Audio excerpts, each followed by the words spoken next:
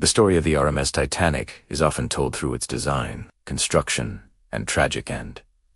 But behind all of this was a powerful business deal that made its creation possible. This deal was not just about building a ship. It was about strategy, competition, and the desire to dominate the transatlantic travel industry.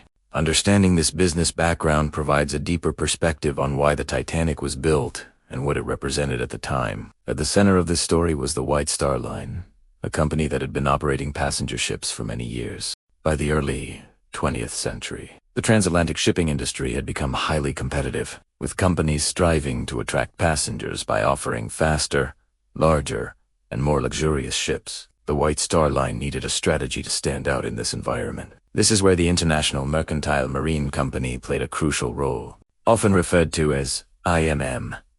This organization was a large shipping trust that owned multiple companies, including the White Star Line.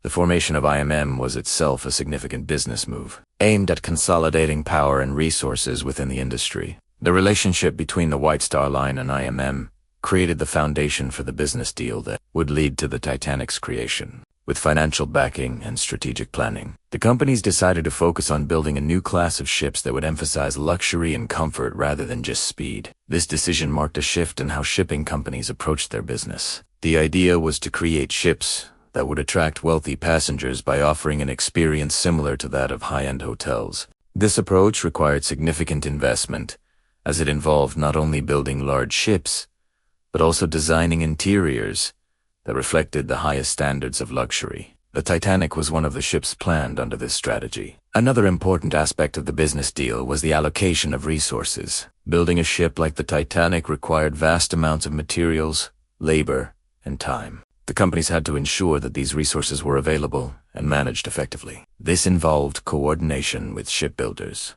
suppliers, and workers. The construction of the Titanic was carried out by Harland and Wolff in Belfast, a company known for its expertise in building large ships. The partnership between the shipbuilders and the shipping companies was a key part of the overall business arrangement. The business deal also reflected the broader economic trends of the time. The early 20th century was a period of industrial growth and global trade, and the demand for transatlantic travel was increasing. Companies saw an opportunity to expand their operations and capture a larger share of the market. Competition played a significant role in shaping the decisions behind the Titanic. Rival companies were building their own large and luxurious ships, and the White Star Line needed to ensure that it could compete effectively. This pressure influenced the design, size, and features of the Titanic. Despite the careful planning and significant investment, the business deal also involved risks. Building such large and complex ships required a long-term commitment, and there was no guarantee that the investment would be successful.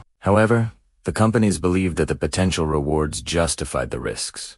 As the Titanic took shape, it became clear that the business deal had resulted in something extraordinary. The ship's size, design, and features captured the attention of the public and the media, generating excitement and anticipation. It was seen as a symbol of progress and innovation. Looking back, the business deal that created the Titanic can be understood as a reflection of the ambitions and challenges of its time. It shows how companies used strategy and resources to pursue their goals and compete in a rapidly changing industry. More than a century later, this aspect of the Titanic's story remains an important part of its history. It provides insight into the decisions and motivations that led to its creation, helping us understand why it became such a significant and memorable ship. In the end, the Titanic was not just the result of engineering and design. It was also the outcome of a complex business arrangement. The deal between the companies involved brought together the resources, expertise, and vision needed to create one of the most famous ships in history. The legacy of this business deal extends beyond the Titanic itself. It highlights the role of strategy, investment, and competition in shaping major projects and innovations. It also serves as a reminder that behind every great achievement, there are often important decisions and agreements that make it possible. The story of the Titanic continues to captivate people around the world, and the business deal that created it is a key part of that story. It reveals how ambition and strategy came together to produce something remarkable, leaving a lasting impact on history.